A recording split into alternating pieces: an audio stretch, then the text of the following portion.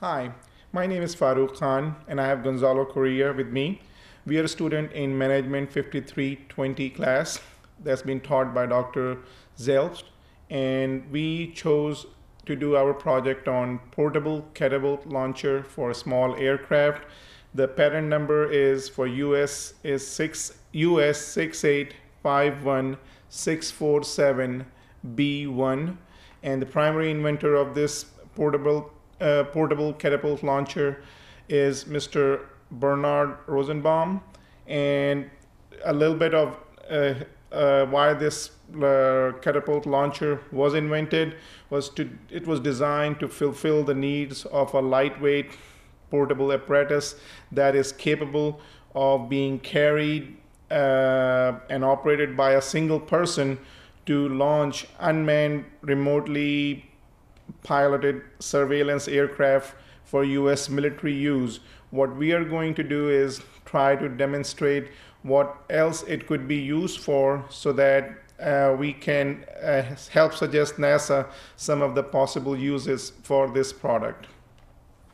Well, thank you, Farouk. And let me just say that I'm very excited about our choice in our patent, especially since I have a military background and I have seen this catapults in action in theater.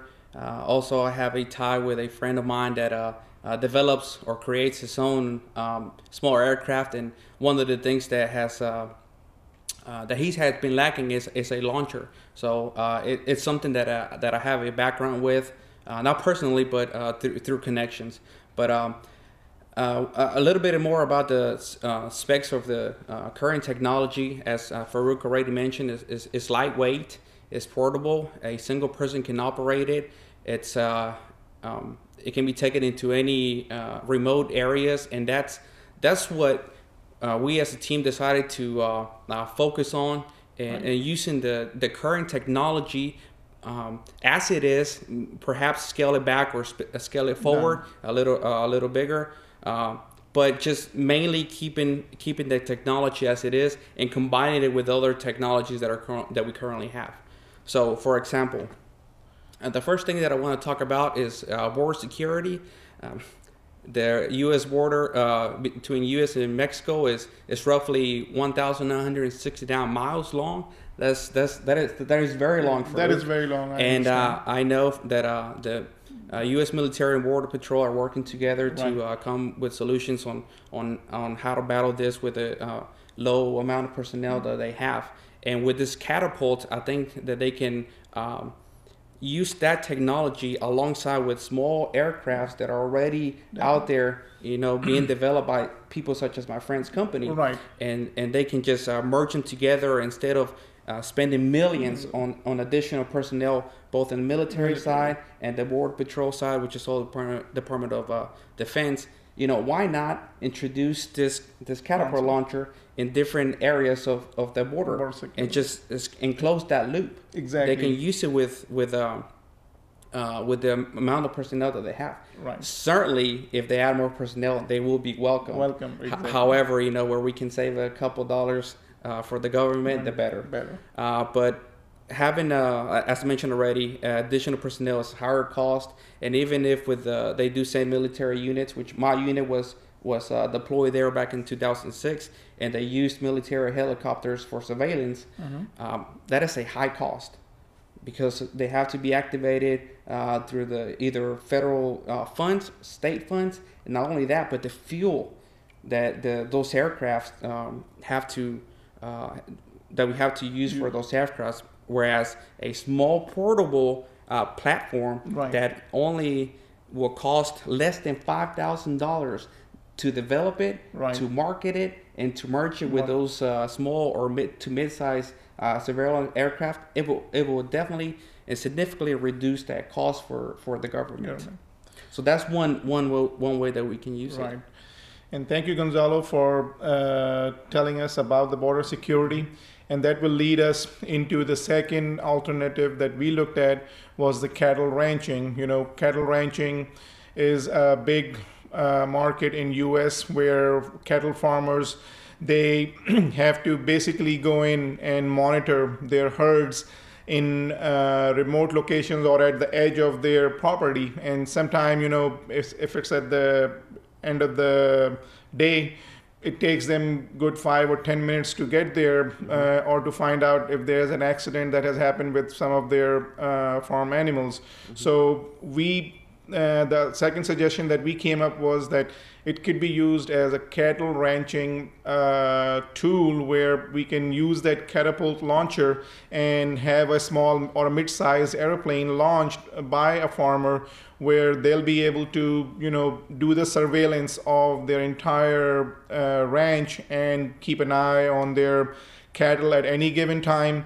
And especially at the time of sunset, they don't have to be out in the dark or have torches or some kind of lighting equipment available, because what we are suggesting is that have a high resolution camera mounted on those planes, where it will be able to capture the images, and it will send back to you wherever you are. And you don't even have to be on the ranch. You could be sitting somewhere remotely, and can either, if you need to, you can go over there, get the problem taken care of, or if you find out that everything is fine, you can electronically close the gates of the ranch and all that, and perhaps get your herd back into the shed and go that route. So this is a possible thing that we came up with as a solution to problems that a lot of farmers face in United States. And perhaps, if the idea catches on,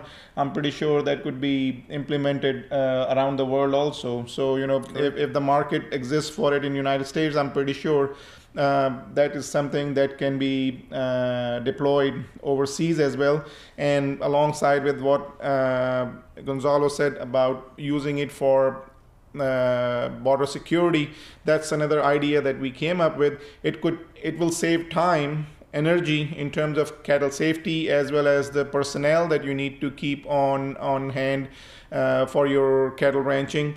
And it will greatly enhance the safety and security of the individuals also, for that matter, that are out in the field, because after dark there are a lot of possibilities of being bit by a snake or any other, being attacked by any wild animal, and all that can be eliminated, and you'll be able to, just simply go in and get the benefit. So this is the second use that we came up with, and we thought that would be a possibility that it could be used in this manner. Now I'll let Gonzalo talk about the next alternate that we kind of came up with. One of the things that I thought about, or several things that I thought about when you were discussing with the friends here about the current usage, or the alternative for cattle ranching, right, is you talked about the security of those cattle ranchers going out there by themselves. And this is where we're talking about, where we merge the current technology, how it's used and how we can use it, because exactly, it is used in combat scenarios, so they can save lives of soldiers in combat operations. There you go. So, and a little extreme, however, you can see the tie there, right, where you can have those cattle ranchers back in a secure location, right, whether they be in Alaska, being protected from bears or whatever it may be, here in Texas, protected from coyotes or snakes or whatever it may be. See, that's how we are merging this technology. So exactly, that's some of the things that I thought about. The next thing is open water fishing. One of my favorite shows is Wicked Tuna. Right. And in it, we did discuss it. They show how they go fishing for these large tunas. They're very highly prized, mm-hmm, and they currently use a single engine aircraft. Uh-huh. So to me, that's very expensive, Farouk. Right, for the personnel, the plane itself, mm-hmm, and for the fuel for the aircraft. Now, this thing is portable. You can mount it on your yacht, on your boat, wherever you might have, and just go out fishing. Mount a camera on there and just launch it, and you can save so much money on that. I'm willing to bet that if you catch one single tuna, mm-hmm, now let me correct myself. They do range, but okay, the smallest one that are illegal, you'll get $2,600 for that, wow, tuna. Now I already mentioned it costs $5,000 right, to implement a catapult and to advertise it and everything. But as you can see, they can go up to $20,000 for one single fish. It'll pay for itself, and it eliminates this recurring cost of the personnel, as I said, their aircraft, which can range from $60,000 to over $1 million. Wow. That's a lot of money. Oh yes.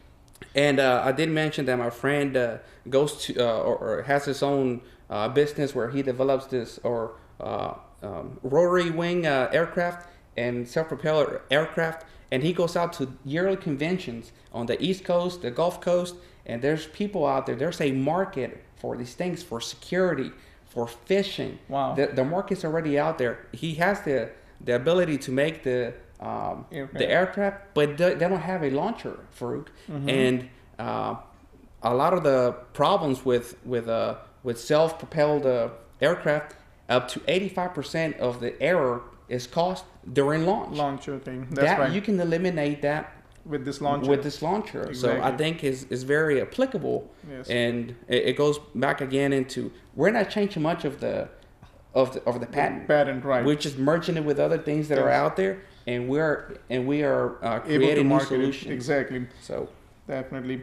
And like Gonzalo said, of all the three options that we have looked at, whether it's border security or kettle ranching or for spearfishing, the cost would be significantly less than the benefit that's out there. So that's a big plus. I mean, I'm pretty sure the consumers, when they get to see it, they'll be excited. I mean, because based on the numbers, preliminary numbers that we came up with, we figured out that the cost will be less than $5,000 to install. I mean, to get these. And that's on the high end. Exactly, and that's on the on the higher end. So we're assuming that if we keep the cost down, and the benefits will far outweigh the cost. And so based on that, I mean, without changing the technology itself, we can see the benefit of marketing it in all three aspects that we have, identified. I believe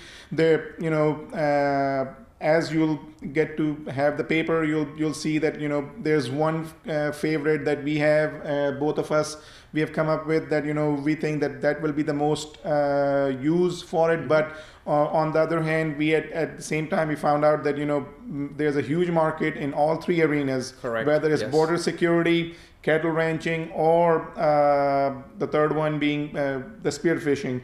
So cost-wise, it's a win-win situation for NASA. I mean, you can go take it to a market and say that this is something that we are offering to potential investors, or even market it themselves, and they'll be able to kind of show them the benefit of what the numbers are, what the numbers will be, and based on that, the cost the cost will definitely outweigh the benefits that this product will give.